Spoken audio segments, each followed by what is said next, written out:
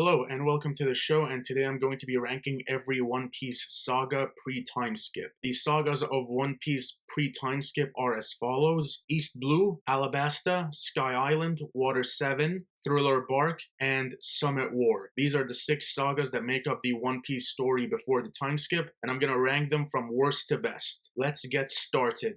Coming in at number 6, we've got the Sky Island Saga. This saga is made up of 2 arcs, Jaya and Skypiea. Not a big fan of the Skypiea arc. It had a lot of boring and tedious episodes. A lot of the episodes in Skypiea felt like a chore to get through, and it did get boring a couple of times. Not a big fan of the Sky Island Saga. To me, this was very dull at times. Just not a big fan of this saga. There were a couple of cool moments, but as an overall, this to me is the weakest saga pre-timeskip. Coming in at number 5, we've got the Thriller Bark Saga. This is made up of the Thriller Bark story arc, and again, just wasn't a big fan of this. The introduction of Brook, I really like that, and Brook, one of my favorite characters, was a fan of him from his first moment on screen. Love his design and his backstory. Everything about this character when he was introduced was great. Also, the closing sequences of the arc with the introduction of Kuma and his battle with the Straw Hats and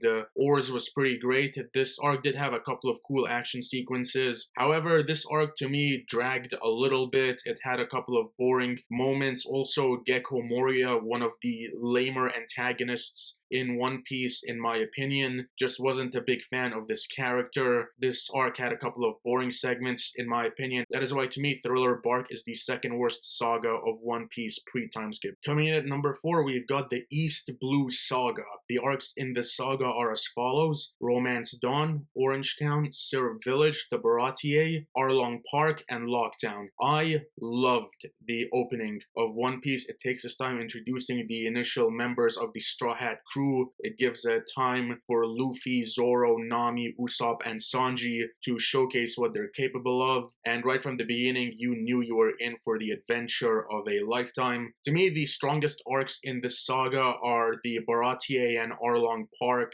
Arlong Park, to me, was the turning point of One Piece, because when it started, it was good, but Arlong Park, to me, is where One Piece went from good to great. I really enjoyed the Arlong Park story. Baratier was also very cool, and I enjoyed the Syrup Village. I really enjoyed the East Blue Saga, and it's number 4 on this list. Coming in at number 3, we've got the Alabasta Saga. The arcs in this saga are Reverse Mountain, Whiskey Peak, Little Garden, Drum Island, and Alabasta. I loved every arc in this saga. Reverse Mountain with Laboon, I thought that was very compelling, and how that came into play later in Thriller Bark, I really enjoyed that. Whiskey Peak, one of the most fun, entertaining arcs. Little Garden had its cool moments, and I love how it tied into Alabasta.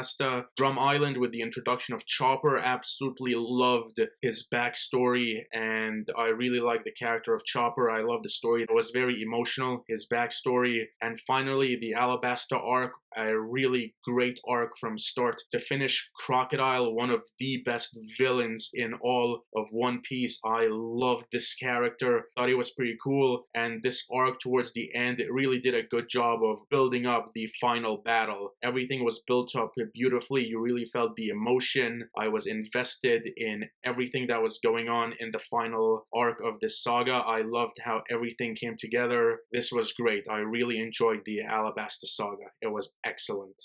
Coming in at number 2, we've got the Water 7 Saga. The arcs in this saga are as follows: Long Ring, Long Land, Water 7, Enies Lobby, and Post Enies Lobby. I really loved the Enies Lobby arc. One of the best arcs in all of One Piece, and one of the best moments in all of One Piece with Nico Robin. I loved her backstory and that one line where she claims that she wants to live. One of the best moments in all of One Piece. And Water 7, the battle between Luffy and Usopp, loved that. The introduction of Frankie, one of the coolest characters in all of One Piece. And in his lobby, the battles between the Straw Hats and CP9, I thought that was great. The Buster Call, everything that went into Enies Lobby was phenomenal. I loved it. I enjoyed that arc start to finish. I really felt that all of the Straw Hats got time to shine in this arc. The action sequences were very cool. I loved everything about Enies Lobby, and the the rest of the Water 7 Saga story arcs. I loved this saga, thought it was great. And finally, number 1, the best saga in all of One Piece, pre-Timeskip, the Summit War Saga. This saga consists of the following arcs: Sabaody Archipelago, Amazon Lily, Impel Down, Marineford, and the post-war arc. Sabaody Archipelago, Impel Down, and Marineford. 3 of the best arcs I have seen in a long, long time. All 3 of these story arcs played out brilliantly. The second half of Sabaody Archipelago was great, and the final episode in this arc, where the Straw Hats are fighting Bartholomew Kuma and the Pacifistas, emotionally compelling would be an understatement, the way that battle played out. Impel Down, absolutely loved it. It had great moments of comedy, great action. It was a great journey, and I loved the fact that this was just Luffy, and it was him away from the Straw Hats, really giving him time to shine and showing how strong his brotherhood with Ace is. And I was on board from start to finish. I loved the rescue mission, the way it played out. Marineford, the battle between the Navy and the Whitebeard pirates, I loved the way that played out. So many great moments, not enough time to get through them all. 2 of the most emotional moments in all of One Piece, and one that I was tearing up for. If you've watched One Piece, you know what I'm talking about. That was one of the most heartbreaking moments in all of anime.